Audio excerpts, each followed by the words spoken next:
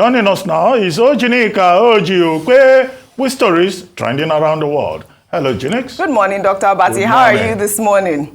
Good. You're looking presidential. Are we going to Aso Rock soon? Good morning. This is a destination of choice. Well, United Nations. United Nations. Okay, but that's just for a little bit now. I mean, we want permanent positions. Oh, yes, I agree. Always go for the jugular. Long term. Good morning. The UN permanent representative. Oh, okay. That's where you're going, right? All right. Right? That's permanent, yes, it is permanent. I love that. International. That's all we need. Rufai, how are you this morning? Good. OjyOkpe. All right. Well, all right. Well, good morning to you, viewers. Here are some of the stories that are trending across the globe. In the United States, Nigeria's President Bola Ahmed Tinubu on the sidelines of the ongoing 78th session of the United Nations General Assembly in New York rang the closing bell of the NASDAQ Stock Exchange. The NASDAQ is the most active stock trading venue in the U.S. by volume, and it is ranked second on the list of stock exchanges by market capitalization of shares traded, behind the New York Stock Exchange.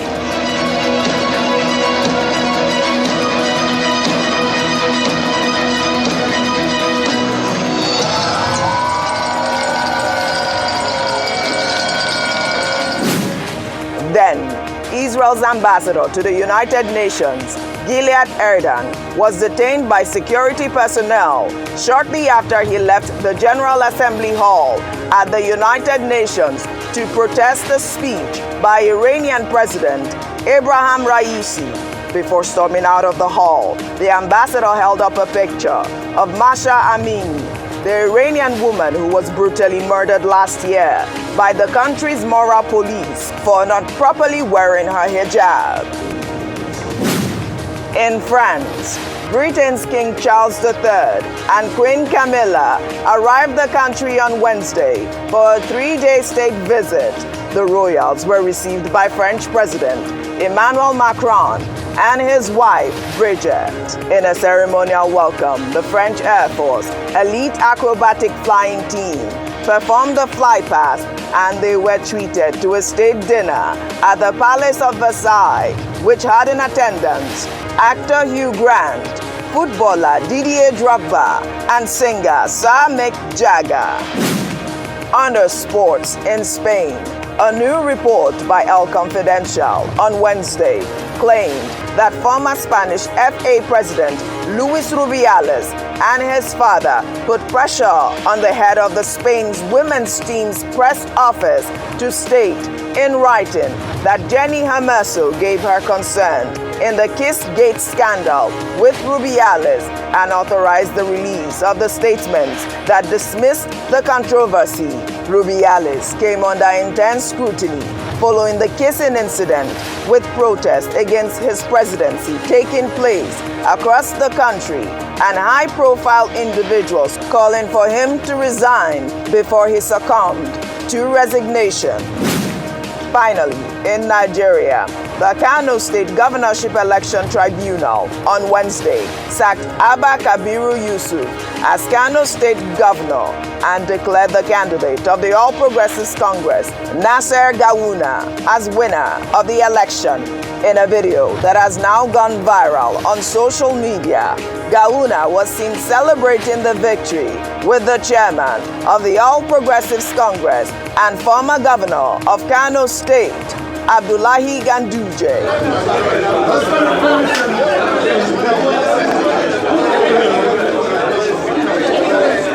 The declaration by the returning officer was wrongly made. We filed this petition to show that, and clearly we have demonstrated it by bringing in invalid ballot papers, 165,000 of the ballot papers, and the court went through these ballot papers one after the other and confirmed that these ballot papers were not signed, stamped, and dated. And the law says it shall be signed, stamped, and dated. So all these three must be there. Not two, not one. All the three must be there. And the court, of course, accordingly deducted these invalid votes from the votes of NNPP. After doing that, Nasir Yusuf Gawuna was declared the winner. Well, INEC has a case to answer. 165,000 ballot papers, not stamped, not signed, and not dated. This is a big problem. It's INEC it's a really big problem. I mean, I guess the case will definitely go to appeal, and then the Supreme Court. You know, the police has called for calm, but I wanted to read the governor's statement, which he posted on X last night. Well, he wrote, "My good people of Kano State, you would recall that on March 18th, 2023, you came out en masse and voted for me as your governor with a total votes of 1,019,602 and a margin of 128,897 votes between my humble self and second place. Subsequently, I was duly sworn in as your elected governor on May 29, 2023. You may also recall that the party that lost the election took us to court. However, after almost 6 months of proceedings at the Governorship Election Petition Tribunal, today, Wednesday, September 20th, that was yesterday, the judges of the tribunal have in their own wisdom delivered their ruling. As human beings, their judgment may not be absolutely perfect. There were errors and misapplication of the law, as pointed out by our legal team. That is why our Constitution provides for other stages to go on, with such as the Court of Appeal and the Supreme Court. On this note, we have already instructed our legal team to appeal this judgment as soon as possible to ensure that justice is done. I therefore call on all the good people of Kano State to be calm and remain law-abiding. People should not take the law into their hands, and security agents have already been directed to ensure the full protection of lives and property of innocent citizens across the state. We want to assure you that this will neither dampen our spirit nor slow us down, as this is a temporary setback for our state, which we will overcome by the grace of Almighty Allah. Alhamdulillah. Thank you all. I mean, I think that this post on X was very reassuring for his supporters, who they actually trooped out. I mean, I saw some videos yesterday, the Kwankwasia movement, those with the red hats. I don't know if we have that video. They came out to the tribunal. I mean, a lot of people have said that this all boils down to INEC. I have another tweet, which I'll read in a bit. I'd like your comment quickly on this before I go to that tweet. Yes, absolutely, Oji. It's INEC. I believe that INEC is culpable in a number of these outcomes at the tribunal, especially when it involves the reliction of duties. And we had a spokesperson of NNPP here earlier today, Mr. Ladko Johnson, who had spoken about the fact that INEC had signed off, they'd announced the results, and now the court is ruling that some of these ballot papers were not stamped. How can an electoral body charged with conducting elections have so many flaws in the processes, from pre-election matters to post-election matters, making it almost a waste of time for Nigerians who stood on the queue to obtain their PVCs, and then where different weather conditions stayed out to vote for their candidates, having emerged, and we find out due to technical reasons the election is nullified. It's heartbreaking for a number of people. Technical reasons, Rufai. I saw your post on was it Instagram or Twitter? I'm not sure. Festus Okoye, where he was delivering that speech saying there was going to be the use of beavers, and that the electronic transmission of results were mandatory. I mean, INEC dropped the ball here. This is completely unacceptable. If this is true, not one, not two, 165,000 votes, those polling unit officers did not sign. If this is true, unacceptable. I mean, it's quite sad, owing to the fact that we spend billions, close to $1 billion, if not at the rate then, about $1 billion for this election. And this was what we got. Massive level of incompetence that INEC has not been able to come out to account for. All the judgments across board, INEC has not been able to come out to account for its massive level of incompetence. Yes. But with INEC, that's why we should go back to the Ways report, because a lot of reforms need to be done. The first one, the president must not be the one to select who is going to be INEC chief. We must go the way the Ways report wanted it, where you have an independent panel that can look through it and different representatives across board. Secondly, INEC must be rejigged. We need a lot of reforms that need to go into INEC. If we are going to have a separate commission for election offenses, let us have it. Right. We need to make our election system, our electionary, accountable. Thirdly, we need to go back to the National Assembly and be able to codify those guidelines. That INEC, that the discrepancy now is, the guidelines are not laws. We need to codify those guidelines, because when you look at it, those guidelines explain how those laws should be implemented. Yes. So we need to go back. So we can talk all we want and call out INEC. INEC already has their neck under the sand in shame now. But it's time for us to go back and be able to fix all of this, because this election was supposed to be one that will herald us into a new dispensation where you use technology. But with the beavers INEC touted and many vote rigging vaccines, nothing worked. It even looks as though the elections in 2015, when we first had the use of card reader, was even way better than this, because the elections, the litigation level was very low. In fact, one of the lowest in recent times. Yeah. In fact, that was the first presidential election that the loser did not challenge the winner. President Jonathan did not even bother challenging, because there was a certain level of transparency as regards that process. Right. People are asking questions. Let me read one from Dr. Yakubu on Twitter.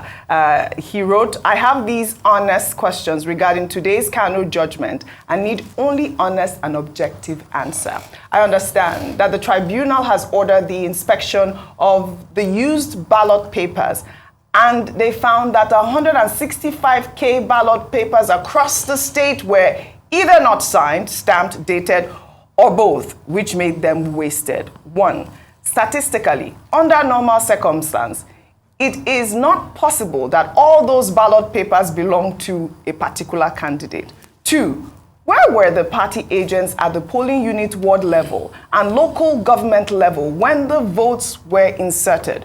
Who inserted them?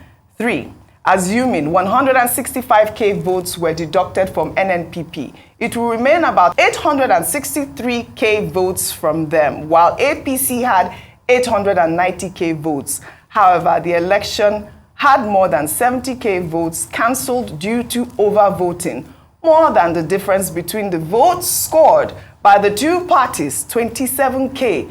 Why wasn't it declared as inconclusive? I mean, I feel like this particular judgment might also just set a precedent, 165K votes. Dr. Abatsi. The thing to note is this. As for INEC, the presumption of regularity is on the side of INEC in all of these cases. There is also the doctrine of substantial compliance, which was one of the points made in the ruling of the Presidential Election Petition Tribunal. However, after every electoral cycle, Nigerians call for reforms. That should be the major outcome of this. We amend the laws again. We talk about reforms. We talk about how to strengthen the electoral framework. And I hope that at the end of all of this, when all of this is over by November 6th, particularly with the presidential election, then we'll be able to say, well, these are some lessons. Yes. And INEC too can sit down and make further representations, and the political parties as well. Second, as for Kano Tribunal, well, the matter is not over, as I've said earlier. Yes. It will still go to Court of Appeal. It will still go to Supreme Court.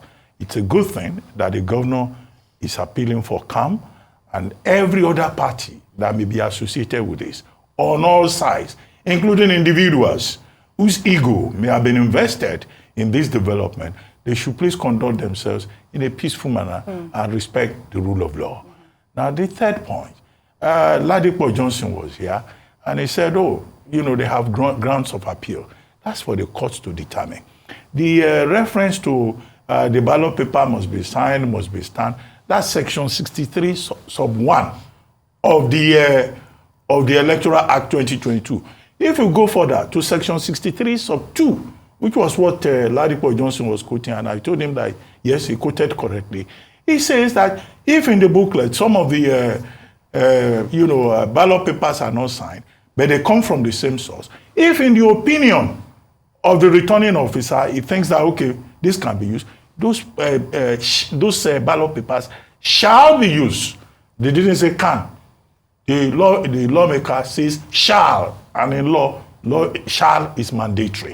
But it's for their lawyers to go to Court of Appeal. The other issue they can address without doing their job for them is about membership of Abba Yusuf of the NMPP.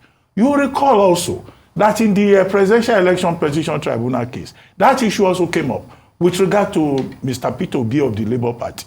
And that tribunal ruled that no, this was a pre-election matter and it's not something that the party, the court wanted to inquire into. So these are some of the issues that may come up and from which all of us can learn lessons and our jurisprudence can be deepened. Well said, Dr. Abati.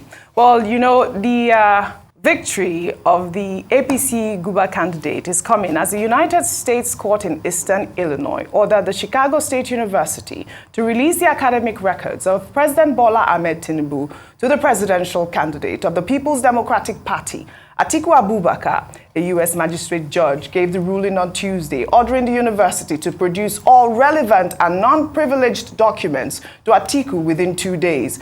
On August 2nd, Atiku filed an application requesting from the university the academic documents of President Bola Ahmed Tinubu. Atiku is challenging the authenticity of the Chicago State University diploma Tinubu presented to the INEC before the election.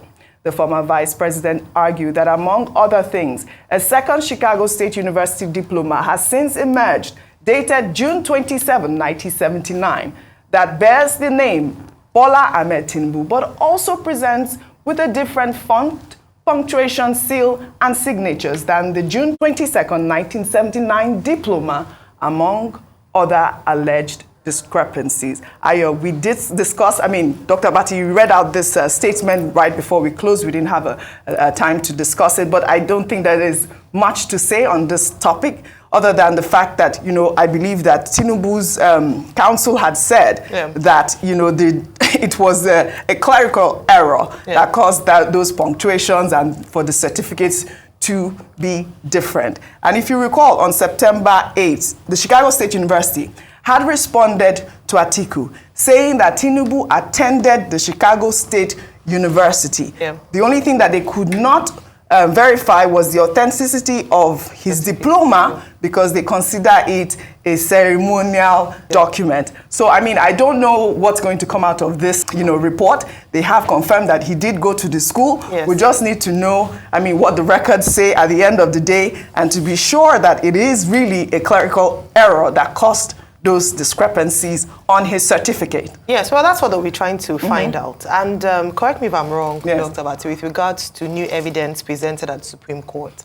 And what the understanding had been in terms of if they were extenuating and it was persuasive enough for the Supreme Court justices to consider it as part of the election matters, Atiku Abubakar has been quite dogged in his determination to ensure that he uncovers this whole certificate debacle that has been on since 1999. And now Judge Jeffrey Gilbert has ruled that within 2 days they have to release the documents. Chicago State University had said that they were unwilling, they didn't think it was important or instrumental or key to the petition or the evidence for the petition at the, in the first leg of the petitions, and so they felt it wasn't necessary to disclose any further information. But now they've been compelled by the courts and they'll have to obey, and we'll see if indeed it was a clerical error, innocent, or there are two certificates presented and then we have a case of perjury. Did you want to answer that question? Yeah, about the admittance of... Look, I could spend 5 minutes on this.